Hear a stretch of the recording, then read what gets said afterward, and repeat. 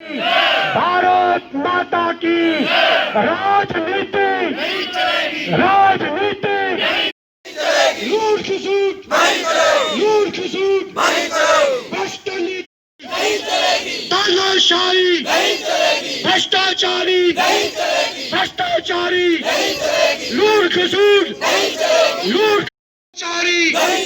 भ्रष्टाचारी भ्रष्टाचारी भूमिभाल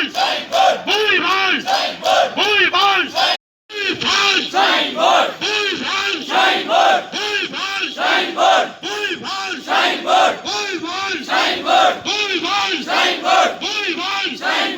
मैं राजेंद्र शास्त्री धर्मा ट्रस्ट एम्प्लॉयज एसोसिएशन के इस समय कार्यकारिणी अध्यक्ष के रूप में काम कर रहा हूं। जैसा कि आप लोग देख ही रहे हैं कि पिछले 39 दिनों से धर्मा ट्रस्ट एम्प्लॉयज एसोसिएशन के सभी कर्मचारी विभिन्न विभागों से विभिन्न पदों पर कार्यरत अपना सारा काम धंधा छोड़कर इस प्रोटेस्ट में, इस अभियान में शामिल होकर एक ही मांग कि माता वैष्णो देवी श्राइन बोर्ड के साथ इस धर्मार्थ ट्रस्ट की संपदा को बचाने के लिए सम्मिलित किया जाए। इस मांग के ऊपर मैनेजमेंट धर्मा ट्रस्ट या उपराज्यपाल महोदय या जो सरकारी संस्थान हैं वो शायद कोई निर्णय लेने में असफल सी दिखती हैं। किसी प्रकार का हमारे साथ उन्होंने कोई बातचीत करने का भी प्रयास नहीं किया है। लगता है कि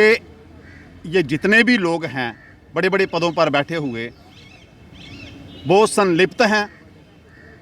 या कारणवश कोई उनके ऊपर प्रेशर है,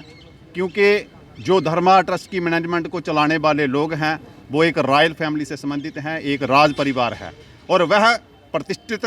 राज परिवार जिन्होंने इस धर्मार्थ ट्रस्ट की संपूर्ण संपदा का दुरुपयोग करके